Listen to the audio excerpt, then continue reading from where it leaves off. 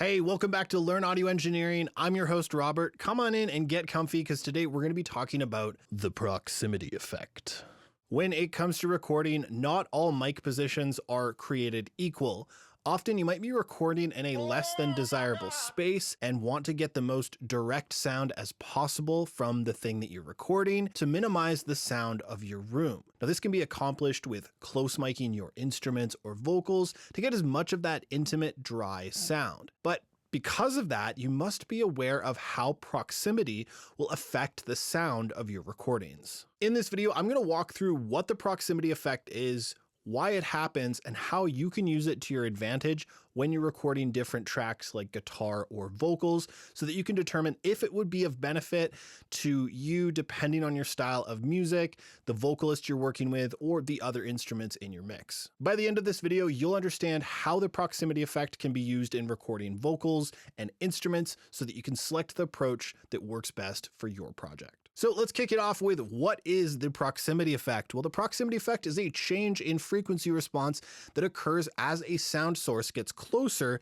to a directional microphone. This causes an increase or emphasis in the bass frequency response, usually below 100 Hertz, as the sound source approaches the microphone. The closer the source is to the mic, the more exaggerated that low frequency output becomes. Now, this is often associated with vocals, especially with vocalists eating the microphone. Some vocalists tend to like this because it thickens up their voice. It gives them that radio broadcaster sound that's sort of larger than life. You'll also see this done in live performances as well, as singing closer to the microphone can somewhat shield it from picking up the rest of the stage noise. So basically, if I talk into this microphone with my lips basically touching the grill, and then I do this again from several inches away, yes, there is a difference in volume, but when we adjust for that volume difference, we hear that there is a huge change in bass response with the closer version having much more bass presence than the version that's recorded further away like this. This video is sponsored by DistroKid. If you're making music and you want it on streaming platforms, DistroKid is one of the fastest and easiest ways to get your songs onto streaming services like Spotify, Apple Music, Tidal, and many more. With just a few clicks, you can upload your music and distribute it worldwide while keeping 100% of your earnings. And DistroKid now offers print-on-demand merch. You can print your album art onto t-shirts, mugs, and tote bags. Everything is made to order, so there's no inventory overhead. Customers pay for shipping. DistroKid's print shop handles orders, packaging, and delivery straight to your customers. You set the prices, control what you sell, and keep 100% of your earnings. So if you're ready to release your music and reach listeners everywhere, check out DistroKid using the discount link in the description. Huge thanks to DistroKid for supporting the channel, and now let's get back into the video. So what causes the proximity effect? Well, directional microphones actually pick up sound from both the front and the rear of the diaphragm using acoustic ports. This design allows the microphone to compare the pressure at the front and back of the diaphragm, which is what creates its directional pickup pattern. And that's why you'll often see these vents or openings around the capsule, as these allow sound to reach the rear of the diaphragm and create that directional behavior. As a sound source gets really close to a directional microphone, we get a change in frequency response.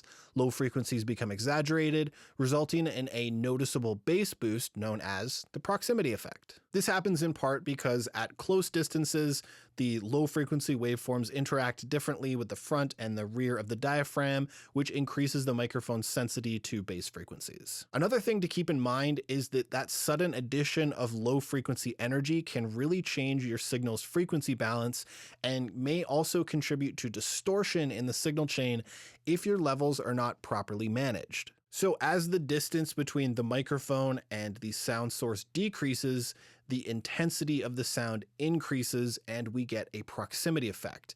And this also has to do with the inverse square law. Basically, as distance increases, intensity decreases. As you get further away from a sound source, it propagates away in all directions. And that means that sound expands over a progressively larger spherical area. And as you move that microphone further away, it will receive a much smaller concentration of the sound than it would if the microphone was right in front of the source.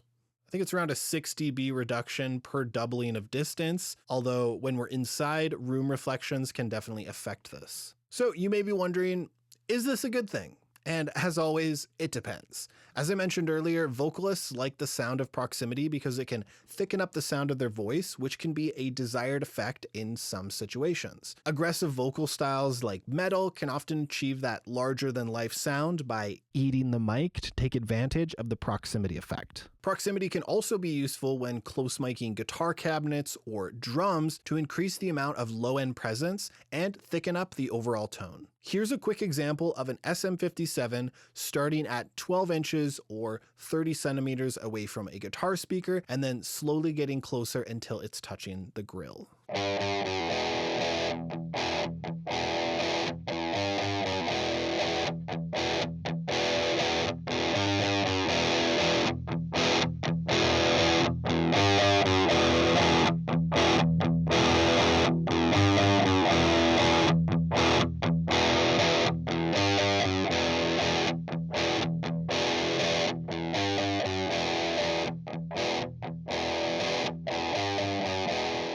So not only does the guitar get louder as the mic gets closer, the sound fills out as the low end becomes more present due to the mic's proximity to the speaker. And sometimes this can work in your favor. But other times, placing the mic too close can create unwanted mud. Sometimes it's just a bit too chunky. So if that ever becomes a problem, consider backing the microphone off just a bit until the tone sounds more balanced. Now, all of this next part is just a theory, but there might be a psychoacoustic impact.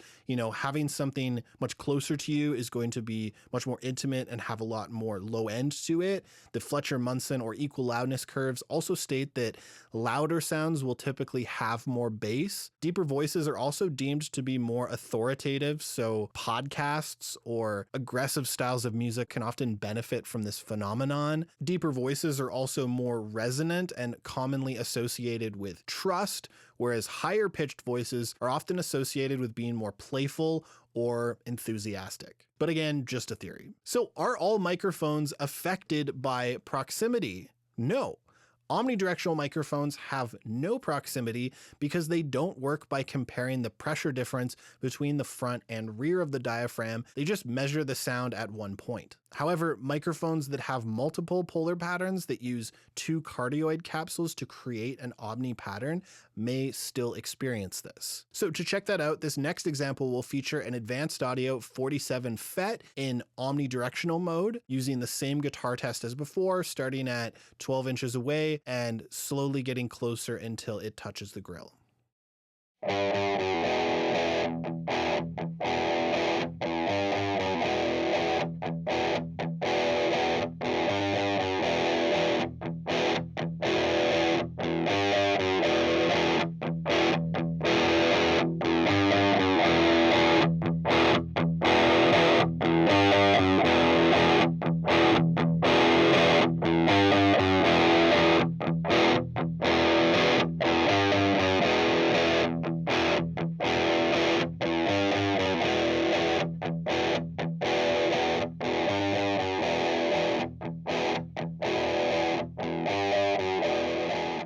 So omnidirectional microphones don't have a proximity effect, and figure of 8 mics actually have the strongest proximity effect because they rely entirely on the pressure difference between the front and the back. So when you get close to those microphones, the difference is much more exaggerated, especially in the low end. So next we'll do the guitar test on a Coles 4038 and then an advanced audio CM414 in figure of 8. This is going to be the same test as before, starting from 12 inches away and slowly getting closer to the guitar amp.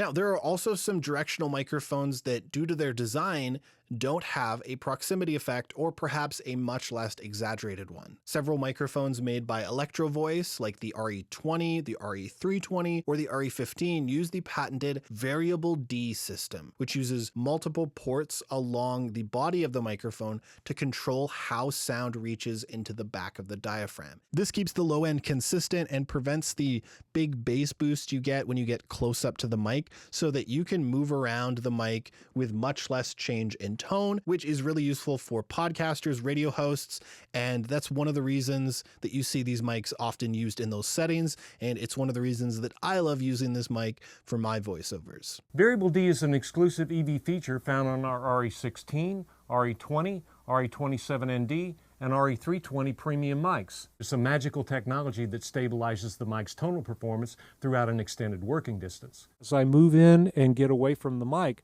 the tone of my voice is going to remain consistent.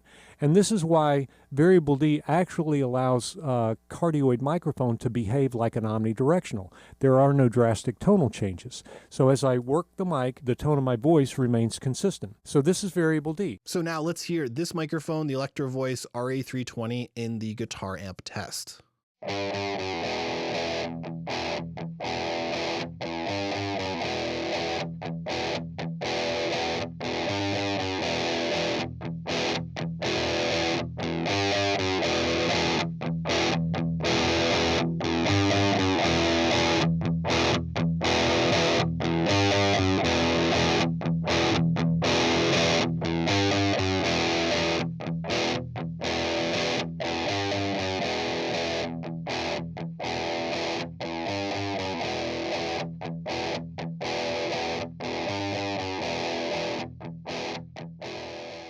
So there you have it. That's the proximity effect and how it shows up differently on a variety of microphones. So will this change the microphone that you use when recording vocals? Did this give you any ideas to try out in the studio?